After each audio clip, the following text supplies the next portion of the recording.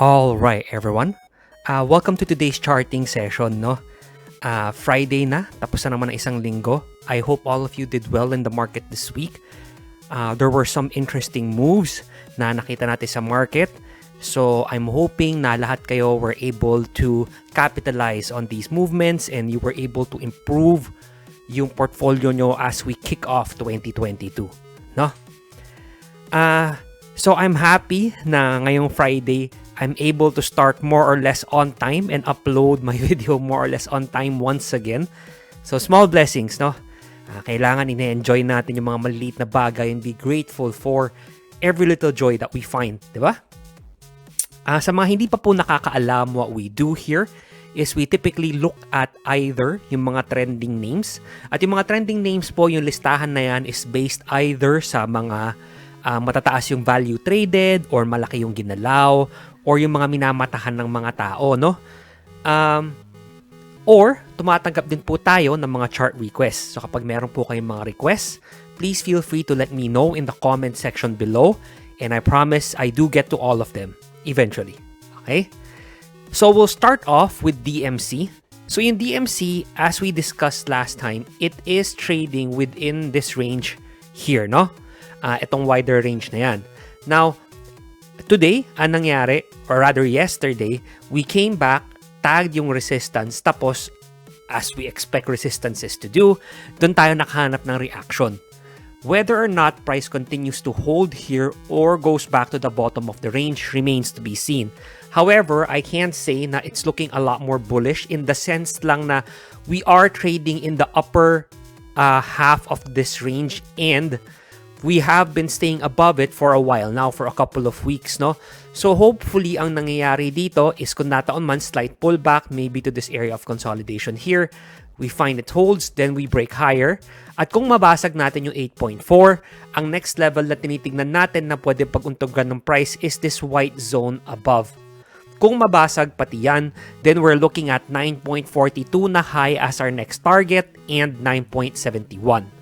However, let's say naman nangyari ang ayaw nating mangyari, so nagkaroon ng bearish move, what we don't want to see is for price to come back down, break tong low na to. Okay, ito more or less yung mid-range nung range natin, di ba? Yung gitna. I know it's a little deeper but more or less, no? Tapos, it's also a key level. It acted as resistance here, support there. So, if nabasag yan, it wouldn't surprise me if we come back to tag the low end of the range. And if mabasag yung 7.25, baka bumalik tayo dito sa white zone beneath for DMC. For now, okay, if you're looking at it quote-unquote sa bigger picture, it is still ranging within this larger range here. Okay? Next, tignan po natin ang SGP, no? So, SGP was a requested chart. Tignan natin siya sa 30 minutes. So, last time we talked about SGP, I was saying na I wanted to see trade above this white zone here. And ngayon, nakikita na natin siya. And as we can see, nauntog siya sa resistance dito. Diba? Bakit siya pwedeng mauntog dyan? Again, it's a flip zone. Diba? It acted as both resistance and support. So, hindi naaagulat na if and when price gets to these areas, nagkakaroon tayo ng some type of reaction. Minsan, maliit lang yung reaction. Minsan, mas malaki. We can never tell, no? So, what do we want to see from here? Number one, I do want to see it hold above tong white zone na to. And if we can start holding above it, kapag mabasag natin tong 13.3, then next target will be 13.58. Then if mabasag yon 14, then 14.28, no? However, if we break beneath the white zone and we break beneath tong 12.86 na area, it wouldn't surprise me na bumalik tayo dito sa bottom end ng range and we stay there muna pang samantala. Okay, kasi kapag ganon, it's gonna look a lot more bearish. Parang dapat from here, nag-form ka ng low, high, higher, low, higher, high, diba? Potential higher low ba to? Let's wait and see. Kung potential higher low yan, then we should push higher from here. Pero pagka hindi nag-hold, mabasag tong 12.86 na low, then wala na yung higher low natin. Diba? Yung textbook structure natin, nag-iiba na. So, baka bumaba na tayo dito sa bottom end ng range. And if mabasag pati yung 12.54, then we likely delve deeper from there. Okay? Next, tignan po natin ang Monde. So, tong Monde, may chismis na baka masali raw siya sa PSEI rebalancing, no? Which may account for the sudden move higher. I mean, after all, yung volume niya, yes, it's a little bit higher, di ba? It's a little higher compared to yung mga previous days. Pero, compared sa volume before, wala naman siya sinabi. Di ba? So, there's that speculation. Based from a technical standpoint, structurally, we did break above tong range na to. Broke above here. I was telling my students nga last night na likely we come back and tag tong 17.14, 17.12 pala, sorry, na area. But what we do from there remains to be seen. Yes, we closed above it dito sa candle na to, pero barely, no? We closed above by 6 cents. That's nothing para sa price na 17 point something pesos. So I can't in good conscience say na, linis-linis ng breakout or anything. However, that being said, we did break out of yung resistance natin around 17.12, but we still need to be aware na may cluster of lows pa rin tayo sa area na to na pwede pag-untugan. And even if we push higher, meron pa tayong consolidation dito. So, conso here, conso there, prior to price breaking down na pwedeng pag-untugan. So, those are just the areas that we need to watch out for in case we are trading or we want to trade Monde. What we don't want to see from here is for price to come back, break beneath tong 16.34 ulit. Kasi pag ganon, baka bumalik lang tayo sa range na to. If bumalik tayo sa range na to, hintay mode na naman. Kung nabasag yung 15.08 from there, then we might come back and trade tong bottom range from 14.42 to 15.08. Now, ano yung pinaka-bullish na scenario dito? Ideally, okay, we wanted to break above 19.10. Bakit 19.10? Unfortunately kasi, at least dito sa daily time frame, talagang bumulusok yung pagbaksak, di ba? So what we want to see is a negation nung high, low, di ba? High, low, lower high. So we want to see na manigate to para may potential na mag-form tayo ng bagong higher high. At least for me, dito lang, for this specific time frame. I'm sure na if you look at this sa lower time frames, you might find something else. But for here, okay, for me personally lang, sa inyo, baka iba hinahanap nyo. Ako, pinaka-bullish na gusto ko makita is mabasag na yan. Para malinis na, likely we come back and tag tong 19.88 and then 20.7. Then let's see from there kung mag-new highs tayo. Alright? Next, tignan po natin ang East-West, no? So, East-West is also a requested chart. And as I was saying, overall, we are still trading within this larger range here. Okay? It's similar sa maraming mga bangko, even if yung mga MBT, BPI, ganon, ay MBT, I think also BPI, yeah, nag-new 52-week high na, no? But etong East-West, we're still trapped within this range here.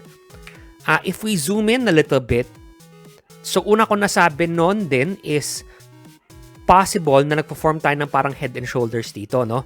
So, same with everything else. I want to see a break above 9.84 para manigate tong pattern.